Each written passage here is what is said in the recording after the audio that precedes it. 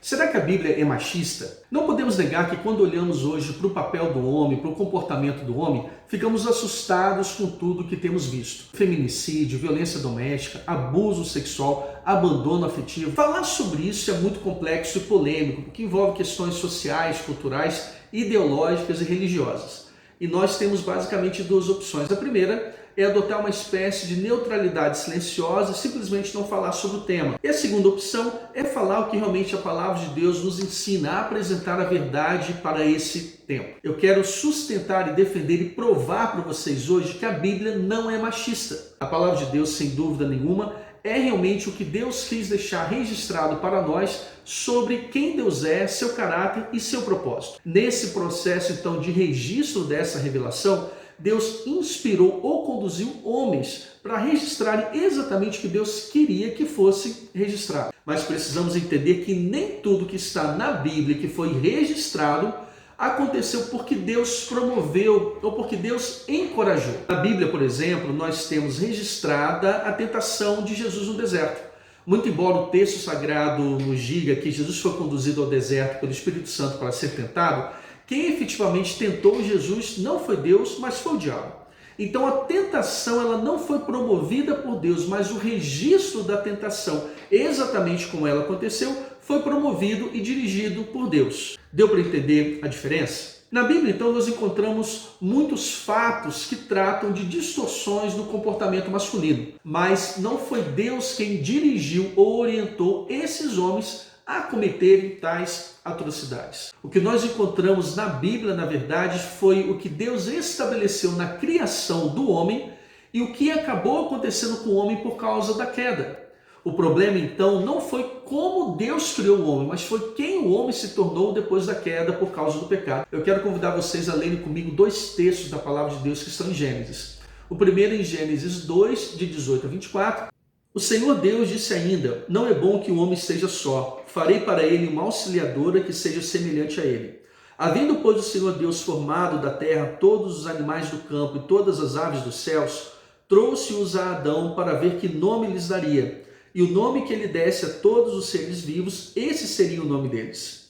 O homem deu nome a todos os animais domésticos, às aves dos céus e a todos os animais selvagens. Mas para o homem não se achava uma auxiliadora que fosse semelhante a ele. Então o Senhor Deus fez cair um pesado sono sobre o homem e este adormeceu. Tirou-lhe uma das costelas e fechou o lugar com carne. E da costela que havia tirado do homem, o Senhor Deus formou uma mulher e a levou até ele. E o homem disse: esta, afinal, é osso dos meus ossos e carne da minha carne.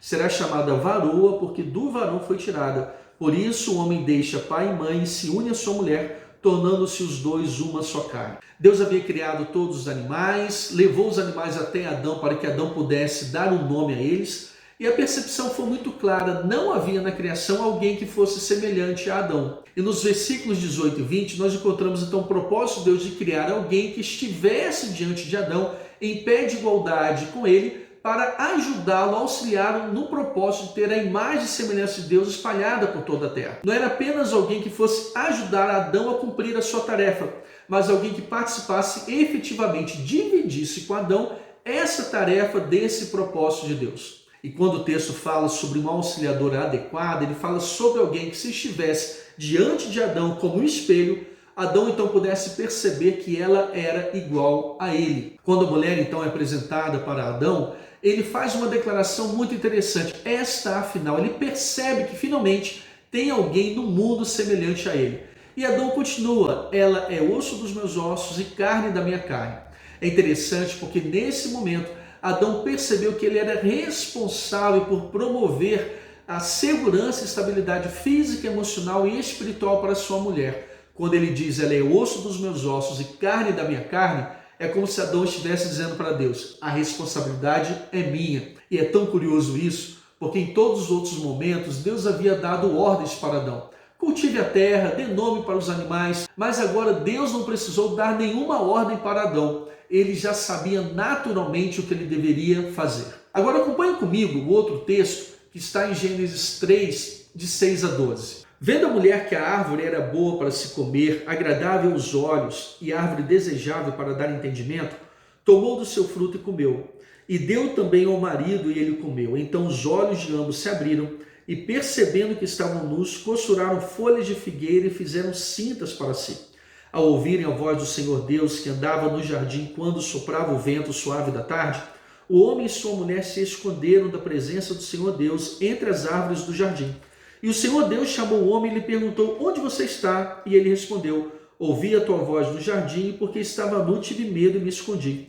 Deus perguntou: quem lhe disse que você estava nu? Você comeu da árvore da qual ordenei que não comesse? Então o homem disse: a mulher que me deste para estar comigo, ela me deu da árvore e eu comi. O que nós temos agora aqui é o cenário do pós-queda.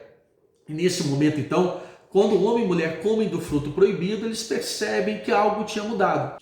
Deus então faz um questionamento para Adão: você comeu daquele fruto que eu falei que não podia comer? E a resposta de Adão foi a seguinte: foi a mulher que o Senhor me deu. É tão interessante perceber então essa mudança no comportamento de Adão, especialmente no que diz respeito à sua responsabilidade que ele havia assumido com a mulher. E antes da queda, o homem estava vivendo de acordo com o propósito de Deus e havia assumido o compromisso de cuidar, proteger e valorizar a sua mulher. Depois da queda, o homem passou a viver completamente afastado de Deus e interessado apenas em satisfazer os seus próprios interesses. O que eu quero com isso é mostrar para vocês que a Bíblia não é machista.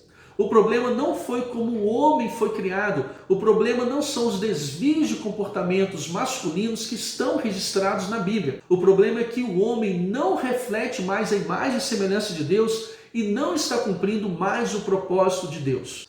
O problema, então, não foi a criação, o problema foi a queda. É por isso, então, na Bíblia que nós encontramos a proposta de salvação em que Deus, então, envia ao mundo o homem perfeito, Jesus Cristo, para que ele pudesse, então, refletir a imagem e semelhança de Deus e, por meio da fé nele, todos nós fôssemos, então, restaurados a essa imagem e semelhança de Deus que foi perdida por causa do pecado. Se você ainda continua tendo dúvidas e continua pensando que a Bíblia é machista e que a fé judaico-cristã continua então encorajando a masculinidade tóxica, deixa eu apresentar algo para você que é muito significativo. Na Bíblia, por exemplo, nós encontramos na genealogia de Jesus várias mulheres. No ministério de Jesus, várias mulheres foram acolhidas como suas seguidoras. Na cruz, Jesus olhou e percebeu a necessidade de uma mulher, sua mãe Maria.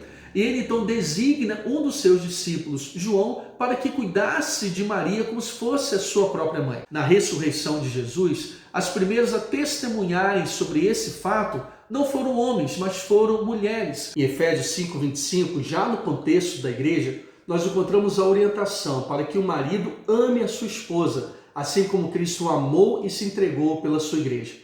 Não há então nenhuma forma maior de amor do que essa. E é muito interessante como a palavra de Deus usa então o amor de Cristo por nós como exemplo do amor que o marido deve ter pela sua esposa. Quando nós olhamos então para a revelação de Deus e percebemos Jesus, que é a revelação perfeita de Deus, e veio ao mundo como homem perfeito, homem completo, nós começamos a entender que o propósito de Deus para todos nós é ter em nós restaurado essa imagem e semelhança. O que nós encontramos hoje, então, no mundo atual, quando falamos sobre comportamentos masculinos, é uma distorção por causa da queda. A Bíblia não é machista. A Bíblia não promove a masculinidade tóxica. A Bíblia mostra justamente o que precisa ser feito para termos uma solução para esse grave problema. A solução, então, não é criar mais distorções. A solução é voltar para o propósito de Deus. Isso só é possível por meio de Jesus Cristo.